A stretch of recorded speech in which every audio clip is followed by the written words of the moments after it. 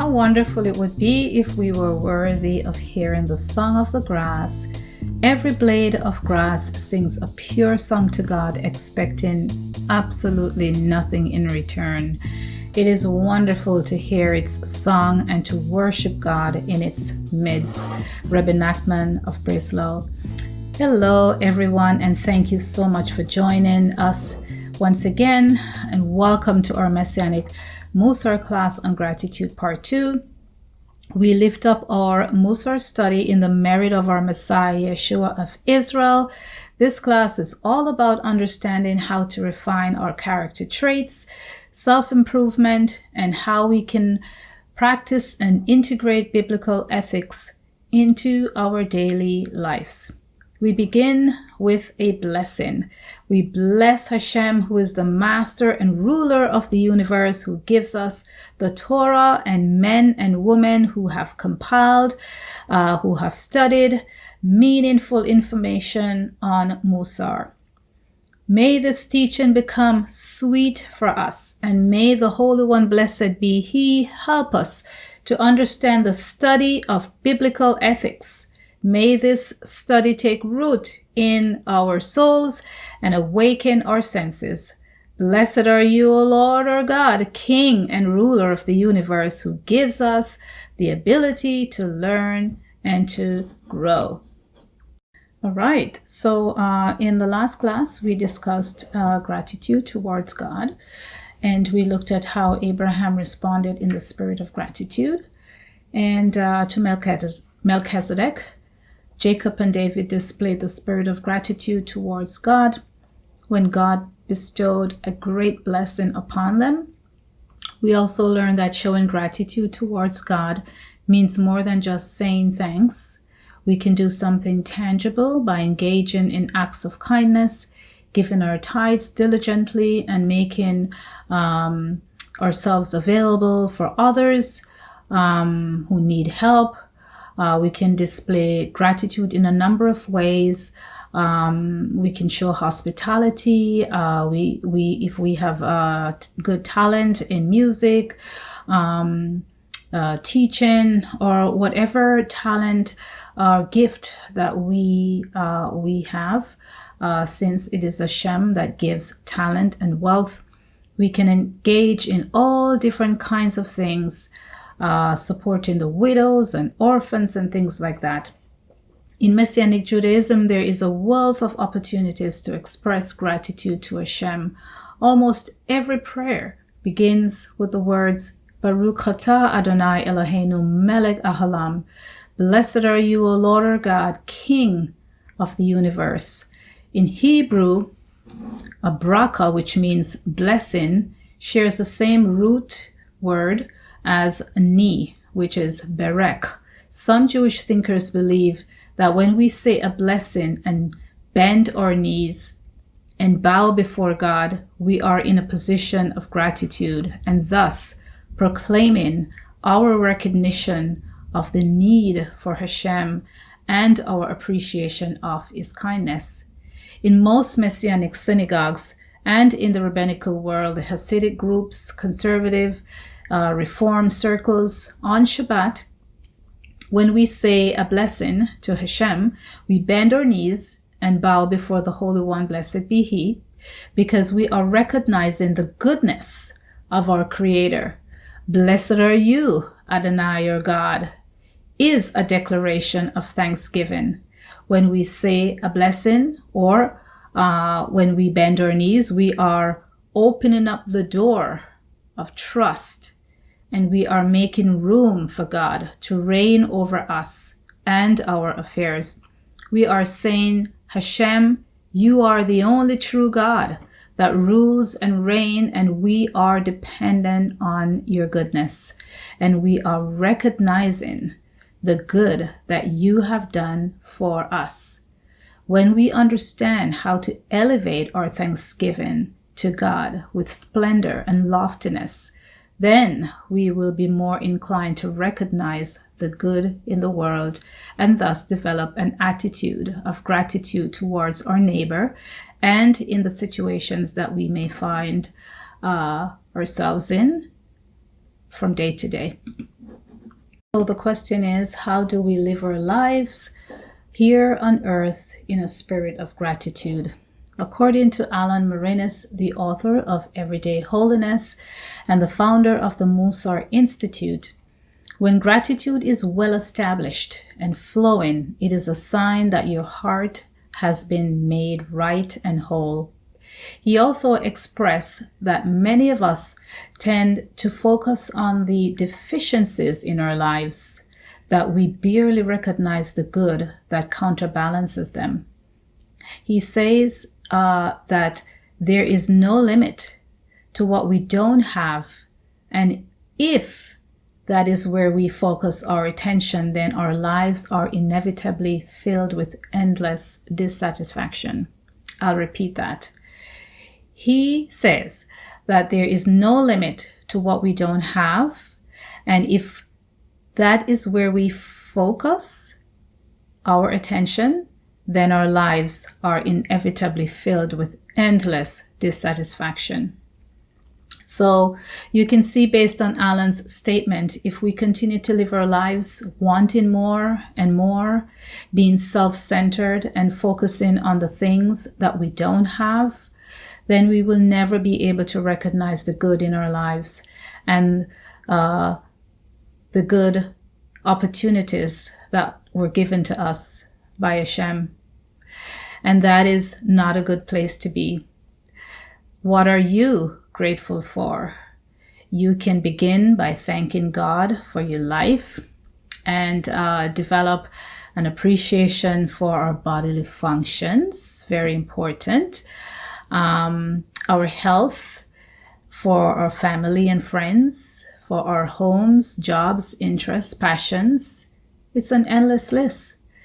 Then we can look at the people around us and all the supports that we have around us, our family and friends, those we encounter daily, whether at the coffee shop or at the grocery store or at the mall, the gym, our place of worship. Because this, my friend, is community. And we should be thankful for all of our communal encounters because we need each other. The definition for community in the Oxford Dictionary is a feeling of fellowship with others as a result of sharing common attitudes, interests, and goals. Now, the way we function within the community is very important. Whenever someone does something nice for us or bless us with a gift of some sort, we need to remember that this gift comes from outside of us and was given to us by someone who had us in mind. We had nothing to do with the provision of the gift, but we ended up being the recipient. Therefore, when we express gratitude, we need to be purposeful in our approach, not just saying thanks much or thanks for your generous gift, but be specific. Thank you for the wonderful dress that you gave me. It fits so well. I will certainly enjoy wearing this next time I go out for supper. When you have expressions of gratitude like this, and you are being specific about it and lofty, it produces more positive emotions. New connections will become stronger. The giver will feel more appreciated. It paves the way for future acts of kindness, and it creates more opportunities of thanksgiving. We must learn to accept gifts graciously. If you try this practice, you might begin to sense that you are occupying a bigger place in this world than the one you're in. You might start not only to see the roses, but to actually smell them. You will also experience a genuine sense of humility that comes from deep within the soul, because actually it takes genuine humility to express gratitude at this level and to be able to recognize the many gifts that we enjoy in a single day. Now, when someone gives a gift and the receiver says, you don't need to do this. You shouldn't have done this. Oh my goodness. Oh, you never had to do this. Or, something like that. I would like to submit to you that this is actually kind of inappropriate, and it's lacking congruity.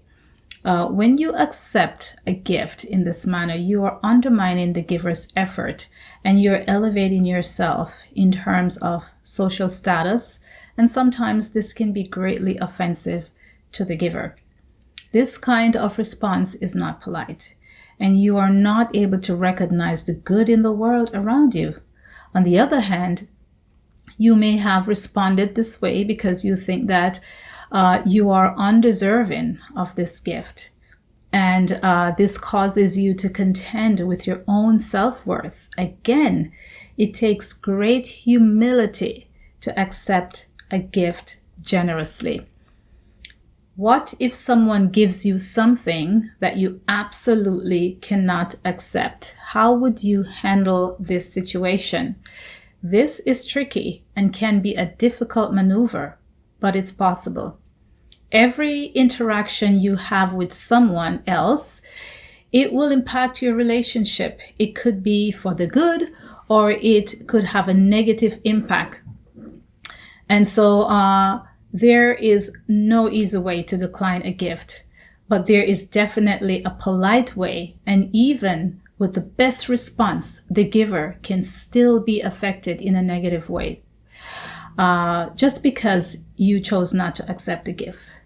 Now, in my religious community, we abide by the biblical food laws, and we cannot eat pork. I asked 4 of my very good friends how would they generously decline a ham sandwich.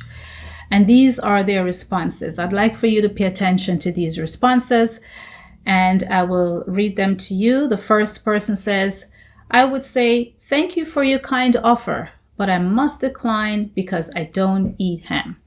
Second person, wow, thank you so much for offering me food. Please do not take this negatively.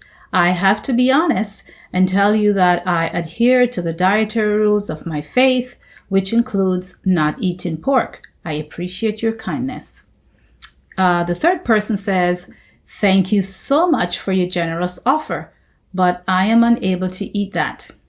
I follow the biblically kosher dietary laws and don't eat pork for that reason, but I do thank you for thinking of me. And the fourth person says, oh, thank you for thinking of me, but no thanks. This way, it doesn't get into a religious discussion, and I would end it with a warm smile, then I would promptly change the topic. I am curious to know what you think. Which one would you have chosen? What would you add to this? Please let me know in the comments what your thoughts are and which response do you think would be the most appropriate, bearing in mind that all these responses are appropriate. It's just sometimes it's difficult to bring something out negatively that you want to put a positive spin on. It's just hard to say no.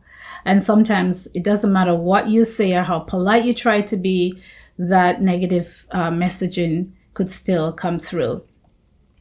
But it's all about creating a balanced approach to everything and recognizing the good in every situation. Even if you're not able to accept the gift, the fact that the person went through the trouble to give you a gift, that alone within itself should be recognized and be affirmed. In life, there are times when you might find yourself in a position where you just won't be able to accept certain gifts. Maybe it conflicts with your personal values, or accepting it could bring chaos and or self-destructiveness, or goes against the will of God. An example of this is if someone offers you, drugs or stolen goods, or offer to take you into some ungodly situations. One must be resolute and tenacious in refuting these requests or offers, because you are now standing for a higher cause. Again, for what is right before God. And you would now recognize that the evil inclination is at work in the giver. So how can one recognize the good in this kind of situation? Well, this would certainly be an opportunity to reprove the giver and bring correction so that the giver can recognize the good in you, and you may be changing a life instead of destroying one. Also, this is an opportunity for you to pass the test of temptation of whatever it is that you were offered and allow the light of Hashem to shine. In the same way, let your light shine before others, that they may see the good deeds and glorify your Father in heaven. This is Matthew 5:16. So by you rejecting this gift that by itself could be a great testimony to this person and could bring salvation and change to the life of this individual. Our world today presents countless realities. Some are good and some are not so good. We should explore how we interpret these realities in life so that we can create a balanced approach in the way how we experience disappointments and hurt. And at the same time, being able to affirm and recognize the good in these circumstances. Gratitude is not simply finding the bright side of things and ignoring everything else, but gratitude can be the great equalizer to our natural inclination of focusing on discontentment, frustration, and disappointments.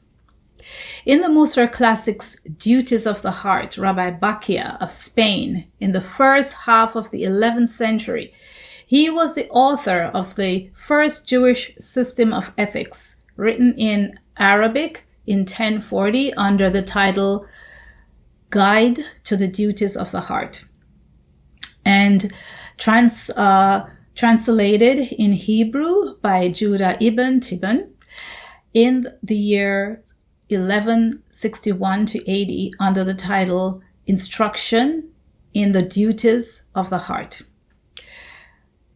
Ibn Pakuda confers that there are 3 reasons why we fail to see the abundance in our lives for which we ought to be grateful for.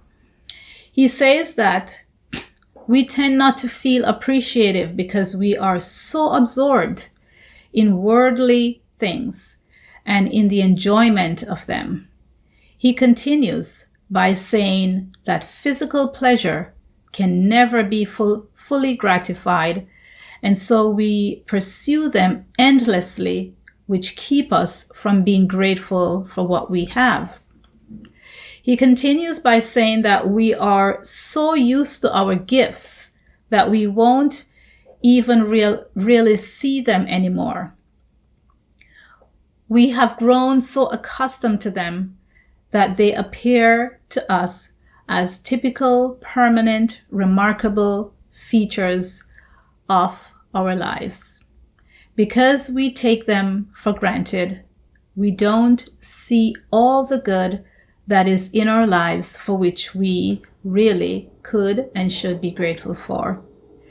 And the third point he made, he said that we are so focused on the travails and affliction we suffer in this world that we forget that both our very being and all we own are among the good things that have been gifted to us. The result of this foolishness, he continues, concludes that many good things are left unenjoyed, and the happiness to be had from them becomes tainted, either because people are unable to recognize the good or they do not recognize its value. These are the thoughts of a rabbi that lived over 1,000 years ago, and he is expressing truth that undoubtedly is applicable to us today. He was a man ahead of his day. Now, your homework for this week is to practice Hakarat Hatov, which means that you need to do something that will cause you to recognize the good in your life and in others around you. It is always comfortable to realize that something is missing or something's wrong in a situation, but it takes much training and guidance to recognize the good in all situations. Let us recognize the good and affirm it, whether through praises to God or showing gratitude to a friend or family member. And here are some tips from Mark Chernoff, the bestseller, from New York Times, author, professional coach. He has an article on how to be grateful when things go wrong. This is a challenge for many of us, I can tell you that, because many of us have gone through very, very difficult situations. And when you're in those situations, it is very difficult to see any good at all. But we should be purposeful in our approach to recognizing what can we learn from this situation. And if you should go back and examine all the bad situations that have happened to you over the years, and maybe days later or weeks later or years later, something very positive came out of it, then that would be something good that came out of a bad situation. And that's something that we need to affirm. And so he was saying that we should be grateful around difficult people. Whew. How can we do that? We expect people to treat us kindly, fairly, and respectfully, he says. But the reality in some people is that they just won't. They won't treat us that way all the time. They will lose their temper or act foolishly, regardless of how we treat them. This, he says, must be accepted. He also states that we should not lower our standard when we are faced with difficult people, but remove all expectations. This way, we avoid disappointment. We can also be grateful for others in our lives who are far less difficult. So basically, when we have difficult people around us and they're giving us a hard time, we can say, okay, you know what? My sister was so gracious and kind, and she would never have done this. And so what he's saying is that these terrible situations can actually cause you to appreciate others who have treated you well in the past. We can be grateful for having a way to practice being better at patience, communication, and tempering our expectations of others, and thus becoming stronger.